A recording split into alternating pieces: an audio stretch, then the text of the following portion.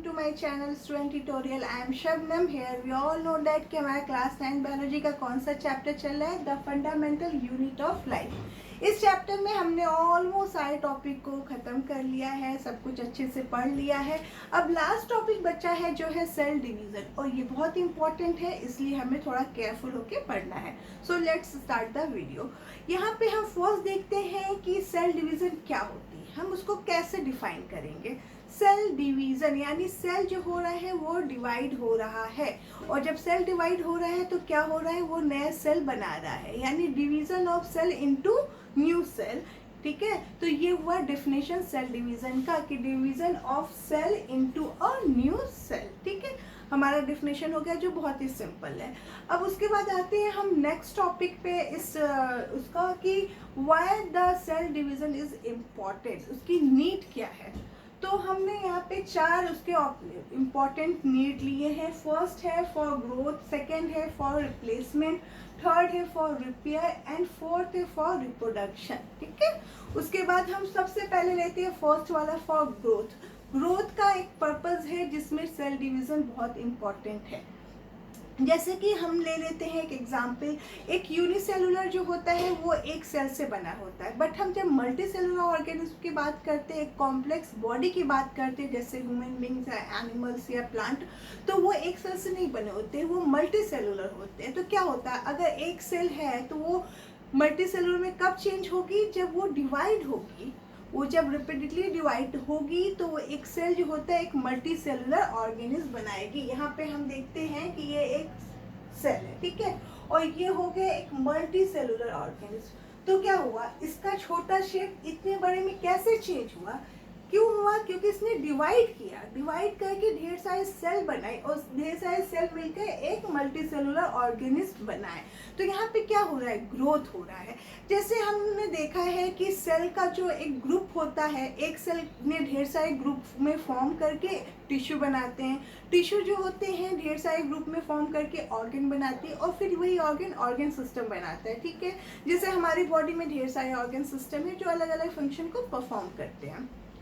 Okay, फिर उसके बाद हम ये भी कह सकते हैं कि जैसे एक एग्जाम्पल ले सकते हैं कि एक न्यूबॉर्न बेबी का ले सकते हैं। वो क्या होता है कि एक छोटा बेबी होता है, अब जब हम उसकी ग्रोथ को देखें तो वो धीरे धीरे बढ़ते बढ़ते एक एडल्ट में फॉर्म हो जाता है। यहाँ पे क्या हुआ, उसके बॉडी की लेंथ में, उसके फिगर में, उसके विड्थ में, हर चीज़ में ग्रोथ हुई। उसके बाद एक छोटा बेबी एक एडल्ट तक चेंज हो गया। तो यहाँ पे चेंज हो रहा है, यानी उसकी ग्रोथ बढ़ती जा रही है। ग्राफ जो बन रहा है वो एक ग्रोथ का वो बढ़ता ही जा रहा है। तो वो क्यों हो रहा है, क्योंकि उसके सेल जो बॉडी की है वो डिवाइड कर रही हैं, और डिवाइड करके एक छोटा बेबी एक एडल्ट तक उसका बॉडी जो होता है वो फॉर्म होता है। ठीक है, तो यहाँ पे हमने क्या देखा, फॉर ग्रोथ पर्पस, यहाँ पे क्या हो रहा है, ग्रोथ हो रहा है, एक बच्चे का ग्रोथ हो रहा है, उसके बॉडी का लेंथ बढ़ रहा है जिसमें सेल डिवाइड हो रही है। ठीक है, उसके बाद ये चीज़ क्लियर हो गई कि क्या ग्रोथ हो रहा है। सेकेंड हम देखते हैं फॉर रिप्लेसमेंट। रिप्लेसमेंट के पर्पज से भी सेल का डिवीज़न बहुत इम्पॉर्टेंट है।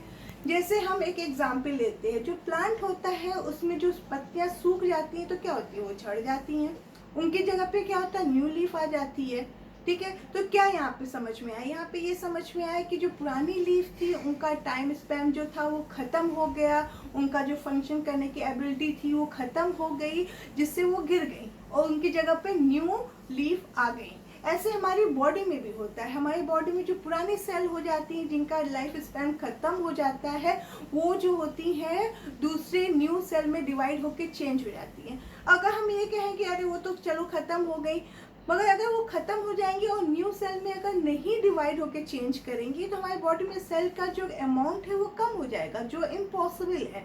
ठीक है, तो उसकी जगह पे हमें नया सेल को लाना लाना इम्पॉर्टेंट है। तो वहाँ पे क्या हो रहा है, पुरानी सेल से न्यू सेल का रिप्लेसमेंट हो रहा है। हम उसको हटा के सेल का नंबर कम नहीं कर सकते, रिप्लेस जरूर कर सकते हैं। तो हमें समझ में आया कि रिप्लेसमेंट भी एक नीड होता है सेल डिवीज़न जो होता है उसमें। तो फॉर ग्रोथ पर्पस में सेल डिवीज़न जो होता है वो नीडेड होता है, और रिप्लेसमेंट में भी यहाँ पे हम देख रहे हैं कि सेल डिवीज़न के ही जरिए रिप्लेसमेंट भी हो रहा है।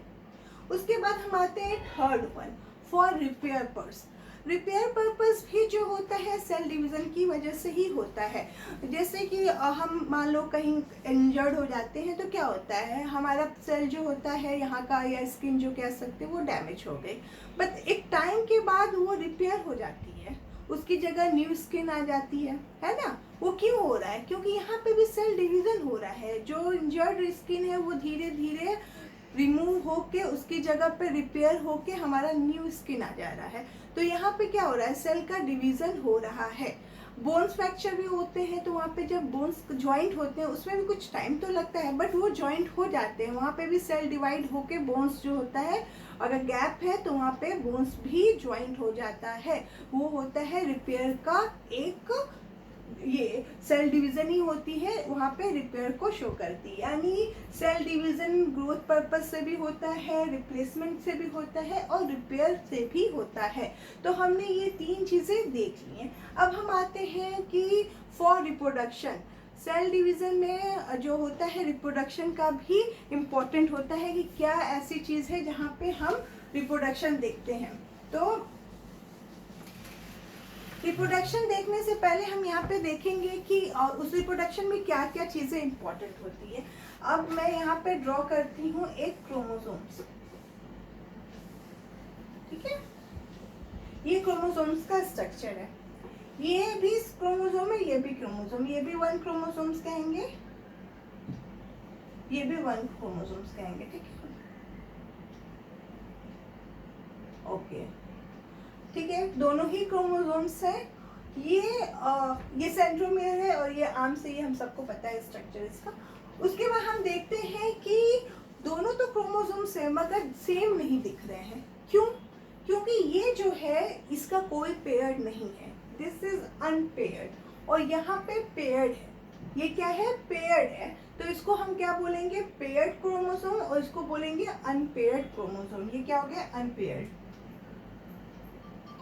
और ये क्या हो गया? पेयर्ड, ठीक है।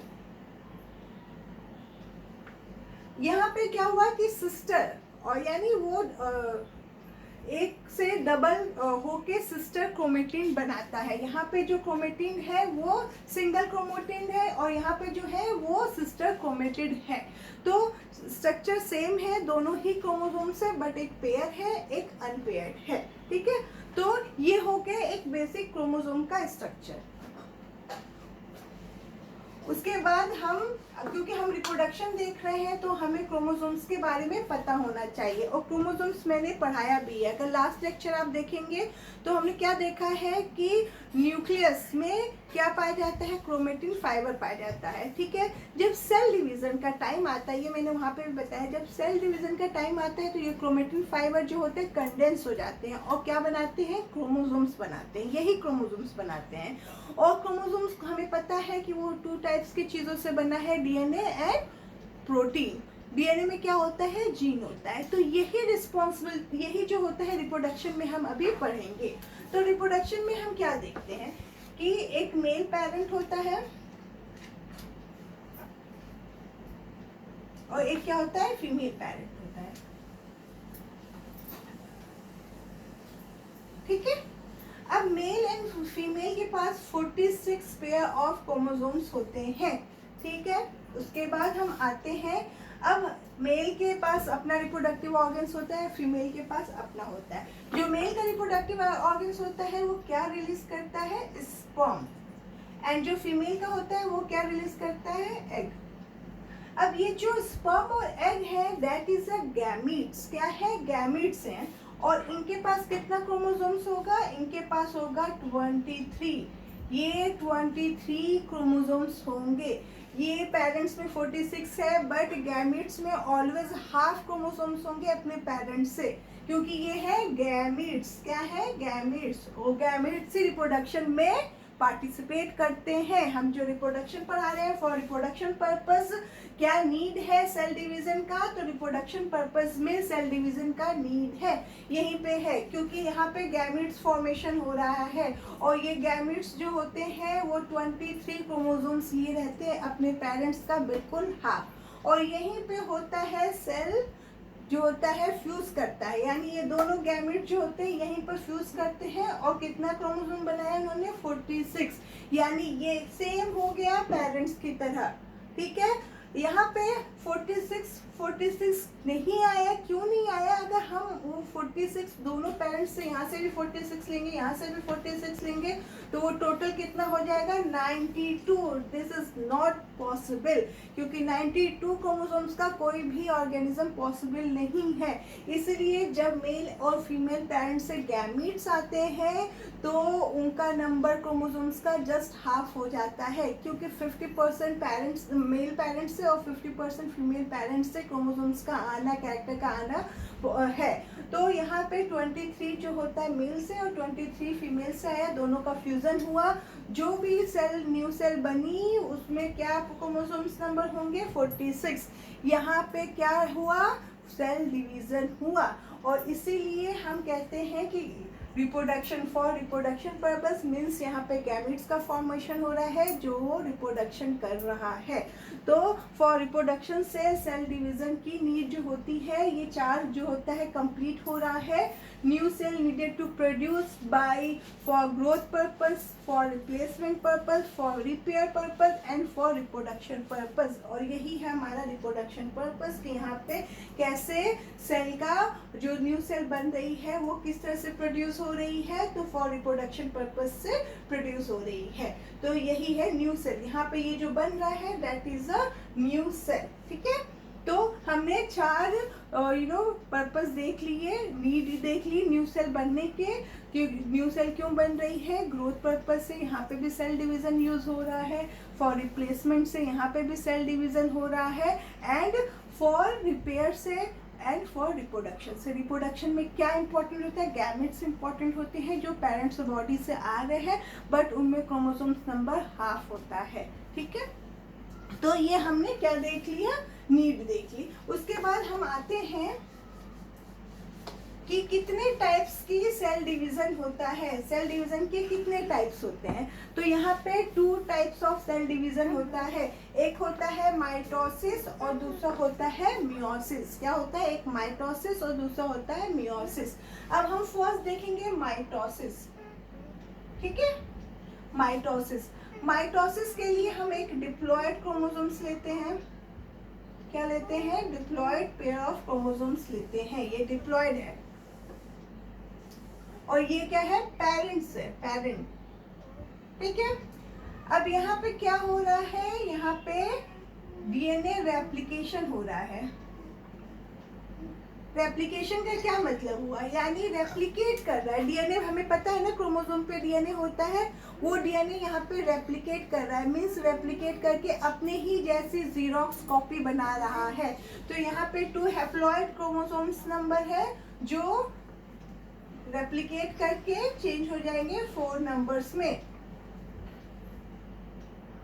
ठीक है, ओके। उसके बाद क्या होगा? यहाँ पे सेल डिवीजन होगा। क्या होगा? Cell division. और ये डिवाइड करके बनाएगी 2 डॉटर सेल। इनके पास भी डिप्लॉयड नंबर ऑफ क्रोमोसोम्स होंगे। क्या होंगे? डिप्लॉयड नंबर ऑफ क्रोमोसोम्स होंगे। तो हमने क्या देखा? हमने देखा माइटोसिस डिवीजन में कि डिप्लॉयड पेरेंट्स लिया और उससे जो सेल बन रही डॉटर सेल वो भी डिप्लॉयड है। ठीक है, और यहाँ पे एक सेल डिवीजन हो रहा है और 2 डॉटर सेल बन रही है जो बिल्कुल आइडेंटिकल है अपने पेरेंट्स की तरह। तो यहाँ पे क्या हो रहा है? सोमेटिक सेल फॉर्म हो रहा है, मीन्स यहाँ पे क्रोमोसोम नंबर एज सच रहा है बट सेल डिवाइड कर रही है। यहाँ पे सेल डिवाइड करे बट क्रोमोसोम्स चेंज नहीं हो रहा है, उनका नंबर चेंज नहीं हो रहा है। जो पेरेंट्स में है वही डॉटर में है। ठीक है, तो हमने क्या क्या देखा? एक सेल डिवीजन हुआ, 2 डॉटर सेल बनी, दोनों डिप्लॉयड बनी, they are identical to their parents क्योंकि दोनों में डिप्लॉयड क्रोमोसोम्स है। ठीक है, यहाँ पे सोमेटिक सेल बन रहा है जहाँ पे क्रोमोसोम नंबर एज सच है बट वो चेंज नहीं हो रहा है, सेल डिवाइड कर रही है, जो स्पेशली होता है for growth and for replacement and for repair के पर्पज से होता है। इन तीनों में जो होती है क्रोमोसोम नंबर सेम होती है, सेल रिपीटेडली डिवाइड करके नंबर्स बढ़ाता है, but chromosome number is not change. तो हमने ये देखा है माइटोसिस डिवीजन में। अब हम आते हैं second one which is a meiosis division. ठीक है,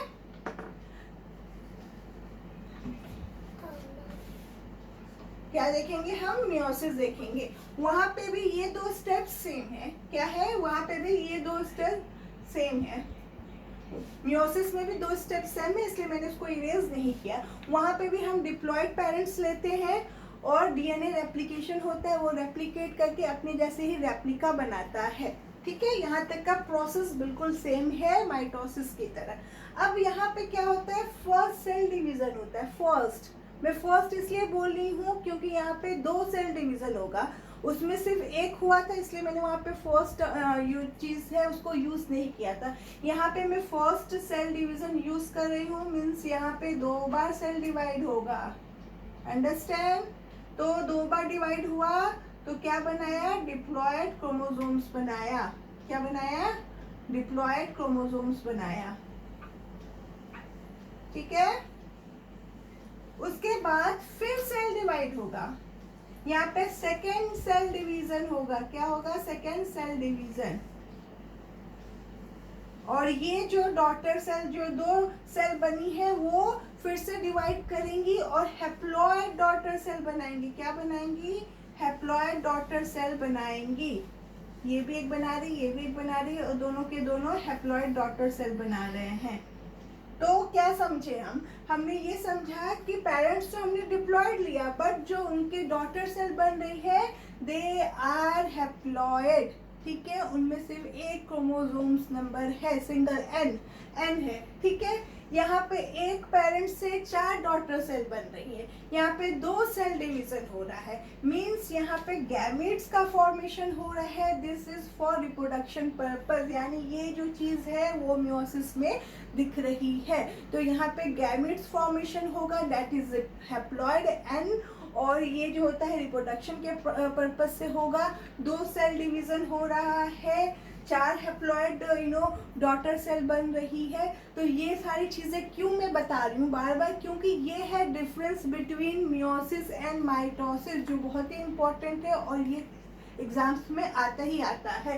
तो मैंने इसको एक स्ट्रक्चर के तरह पूरा ड्रॉ करके भी बताया है, जिससे आपको क्लियरली समझ में आए। और फिर मैं साथ में आपको उसके डिफरेंस भी बार बार बता रही हूँ कि डिप्लॉयड से 4 हैप्लॉयड डॉटर सेल बनी और जो डिवीजन हुआ वो 2 हुआ मियोसिस में। यहाँ पे क्या हो रहा है कि गैमेट्स फॉर्मेशन हो रहा है, यानी it is use for the reproduction purpose. ठीक है, अब हम आते हैं, देखते हैं difference between meiosis and mitosis, जो बहुत ही इम्पोर्टेंट है।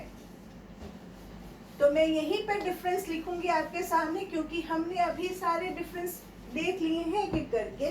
तो हमने फर्स्ट हम यहाँ पर लिखते हैं माइटोसिस, सेकेंड लिखते हैं मियोसिस। ठीक है, उसके बीच में लाइन खींच देते हैं। अब हम फर्स्ट क्या देखेंगे? Only 1 cell division. 1 cell division, यहाँ पे 2 सेल डिवीजन। ठीक है, सेकेंड डिफरेंस क्या है बच्चों? आप खुद ही बता पाओगे। सेकेंड डिफरेंस क्या है कि यहाँ पे 2 डॉटर सेल बन रही हैं, यहाँ पे 4 डॉटर सेल बन रही है, यानी 2 daughter cell form, 2 daughter cells are formed. यहाँ पे 4, इसमें नंबर्स में लिख दे रही हूँ। ठीक है, उसके बाद थर्ड हम क्या देख रहे हैं कि इसमें जो है डिप्लॉयड डॉटर सेल का फॉर्मेशन हो रहा है, इसमें हैप्लॉयड डॉटर सेल का फॉर्मेशन हो रहा है, यानी डिप्लॉयड डॉटर सेल्स और यहाँ पे हैप्लॉयड।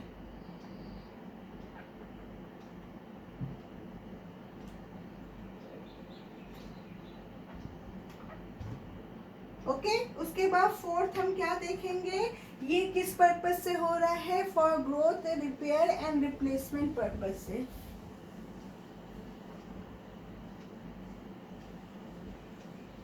ठीक है, यहाँ पे किस पर्पज से हो रहा है, फॉर गैमेट्स फॉर्मेशन या for reproduction, for gametes.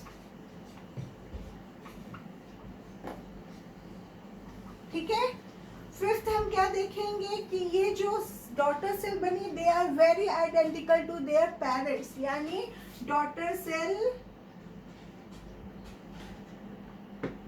Identical to their parents. I hope आप लोग को दिख रहा हो। यहाँ पे दे आर डिफरेंट, क्योंकि वो हैप्लॉइड थे, वो अपने पेरेंट्स की तरह डिप्लॉयड नहीं थे। तो ये हमने डिफरेंस देखा। यहाँ पे क्या हो रहा है, सोमेटिक सेल का फॉर्मेशन हो रहा है, क्योंकि यहाँ पे number of chromosome as such है पेरेंट्स और डॉटर में, सिर्फ सेल डिवाइड कर रहा है। और यहाँ पे जो हो रहा है, रिप्रोडक्टिव सेल बन रही है,